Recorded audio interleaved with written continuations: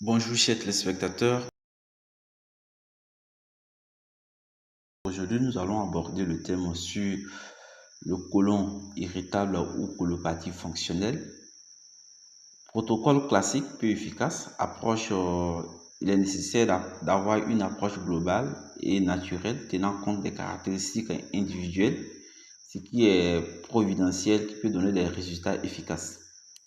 Il existe un traitement très précieux prometteur pour soigner le syndrome du côlon irritable, qui peut se manifester par des malaises et une sensation douloureuse au ventre durant la digestion.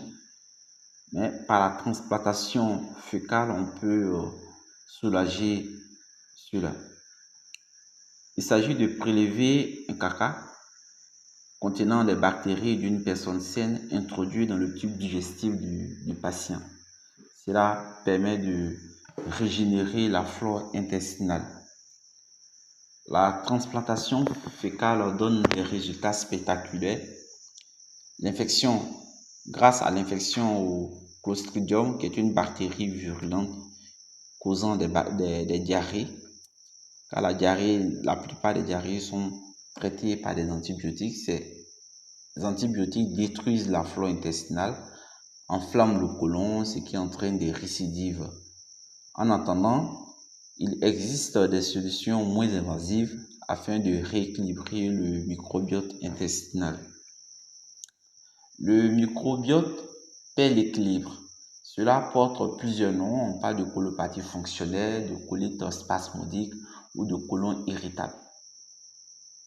Le syndrome de l'intestin irritable, parce que les causes sont mal cernées. Les praticiens vont le nommer le syndrome du côlon irritable.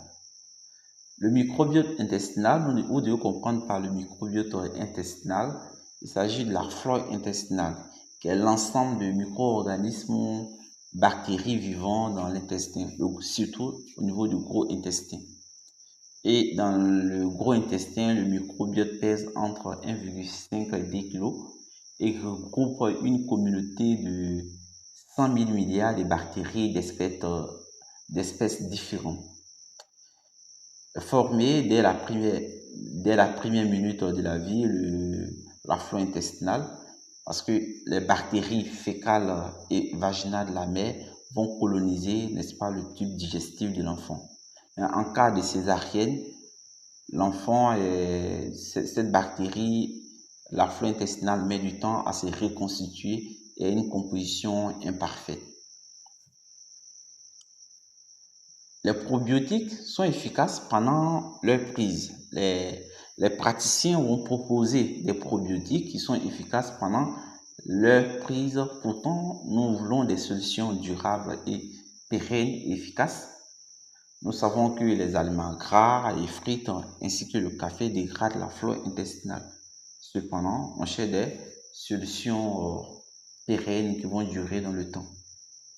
Vous devez comprendre par le syndrome du côlon irritable, dont le diagnostic est établi par la présence d'une douleur ou d'un inconfort abdominal qui dure au moins 12 semaines au cours des 12 derniers mois et qui est soulagé au moment de la défécation du pâté à la selle, associé à un changement dans la fréquence, c'est-à-dire que le nombre de fois que vous allez faire les selles. Et les selles vont varier, allant d'une constipation, une diarrhée ou alternance des deux, et associé à un changement anormal de la consistance des selles, vous aurez tendance à avoir des selles trop solides ou des selles trop molles. Ainsi, on peut différencier le côlon irritable de type C par les caractéristiques qui déterminent par une constipation prédominante, le côlon irritable de type D, la diarrhée, et le côlon irritable de type M, une alternance de diarrhée et de constipation. Au contraire des maladies inflammatoires de l'intestin, telles que la maladie de Crohn et les rectocolites, le syndrome du côlon irritable ne cause pas de lésions dans l'intestin et n'augmente pas les risques de souffrir de cancer colorectal ou autres maladies. Raison pour laquelle les praticiens le nomment le trouble fonctionnel. Souvent, il peut y avoir une confusion entre le syndrome du côlon irritable et une sensibilité au gluten. Le syndrome du côlon irritable ou bien le syndrome de l'intestin irritable s'identifie par des signes en prenant soin, par des signes en prenant soin d'écarter les maladies intestinales. Aucun test biologique n'est disponible actuellement pour confirmer le diagnostic. Or, les effets de l'intolérance au lactose ou une hypersensibilité au gluten sont très proches du syndrome de l'intestin irritable qui fait que la confusion se fait facilement. Et cela va provoquer des erreurs de diagnostic chez plus de 1/3 des patients. La confusion entre le côlon irritable et la sensibilité au gluten peut se produire chez 15% des personnes sans manifester, qui ne manifestent pas d'allergie ou une intolérance. Vous pouvez tester un régime sans gluten de quelques semaines. Une amélioration se fera au bout de 1 à 3 mois d'essai. Ainsi, vous remplacez les céréales riches en gluten par le sarrasin, le quinoa, le millet ou le riz. Laissez le lait aux enfants car le lactose est le sucre. Nous savons que le lactose est le sucre du lait. Et plus de 40% de la population ne supporte pas le lactose à l'âge adulte. Car la lactase, qui est l'enzyme qui est sécrétée de façon génétique par le corps pour digérer le lactose, disparaît dès la petite enfance. Donc l'intolérance au lactose se diagnostique facilement par la mesure d'hydrogène expiré après l'injection de 50 grammes de lactose, prescrit par un médecin qualifié. Mais vous pouvez faire le test seul chez vous en éliminant les produits laitiers pendant quelques semaines. Si le test est positif, vous devez différencier l'intolérance entre lactase et aux protéines laitières. Nous allons pouvoir faire cette différence lorsque vous consommez la différence de l'intolérance au lactose, lorsque vous consommez du fromage à pâte dure qui n'aggrave pas les symptômes du côlon irritable. Dans ce cas, vous faites une intolérance au lactose. En cas d'intolérance aux protéines du lait, la consommation du fromage à pâte solide aggrave les symptômes du syndrome du côlon irritable. Les régimes pauvres en FODMAP. Si le régime sans gluten ou sans protéines laitières ne donne pas de résultat, nous devons essayer le régime sans FODMAP, qui est un acronyme anglais qui signifie monosaccharides, disaccharides, oligosaccharides et les polyphénols fermentescibles. Les FODMAP se classent en 4 catégories. On reviendra sur cette classification dans la suite de la vidéo. Quand les FODMAP ne sont pas absorbés par l'intestin grêle ou ils sont absorbés partiellement, ils vont se déverser directement dans le côlon afin de nourrir les bactéries intestinales, ce qui provoque la fermentation et la production de gaz.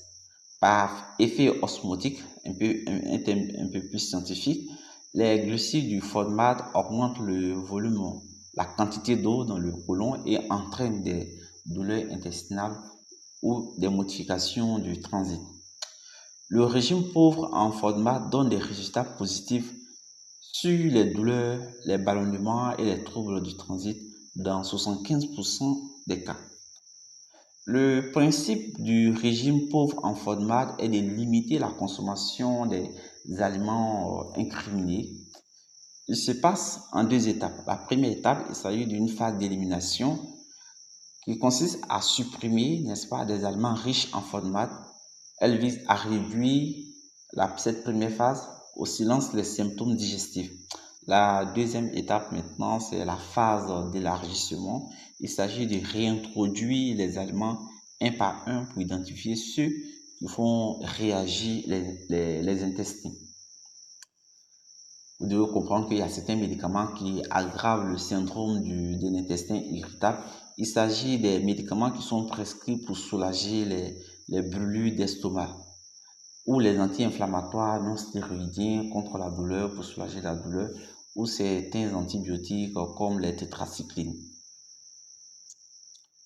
Le stress également, pendant longtemps, la médecine moderne a incriminé le stress et cette médecine également reconnaît aujourd'hui que le syndrome de l'intestin irritable n'est pas une maladie psychologique. Néanmoins, nous savons que le microbiote intestinal est relié directement au cerveau grâce à ces 200 millions de neurones qui lui envoient en permanence des informations. Or, le stress peut déclencher, n'est-ce pas, un orage neurologique pouvant expliquer l'apparition ou l'entretien du syndrome des symptômes du syndrome du côlon, de l'intestin irritable. Vous pouvez avoir recours à certains compléments alimentaires qui vont soulager, n'est-ce pas, votre syndrome de l'intestin irritable. Il s'agit du Psyllium blonde, la plante qu'on va appeler Plantago ovata. Les graines de Psyllium blonde soulagent les troubles intestinaux. Ces graines sont composées de fibres solubles. Elles modifient, n'est-ce pas, la composition du microbiote intestinal et régulent le transit intestinal. Ces graines vont s'opposer à la diarrhée et à la fois à la constipation. Mais la dose optimale à ne pas dépasser est comprise entre 20 et 30 grammes par jour. Le curcuma également, le curcuma longa, ajouté dans l'alimentation ou pris en gélule, améliore les symptômes en 8 semaines du syndrome de l'intestin irritable. Vous devez éviter le curcuma à absorption rapide car c'est le contact du curcuma avec la muqueuse intestinale qui est recherché, ce qui est bénéfique. Lorsque vous consommez du curcuma à absorption rapide, vous allez voir que le contact avec la muqueuse intestinale ne va pas durer longtemps, donc vous n'allez pas sentir les bienfaits du curcuma. Le secret que vous devez pouvoir adopter, il y a les infusions spéciales pour la digestion. Vous faites infuser dans une tasse d'eau chaude pendant 10 minutes une cuillère à soupe d'une ou plusieurs plantes que nous allons citer tout à l'heure. Choisis parmi celles-ci les feuilles de menthe ou les feuilles de artichaut ou les feuilles de mélisse, les fleurs de camomille, matricaire, les graines de fenouil, rhizome de gingembre. Vous devez boire 3 tasses par jour entre les repas ou en fin de repas.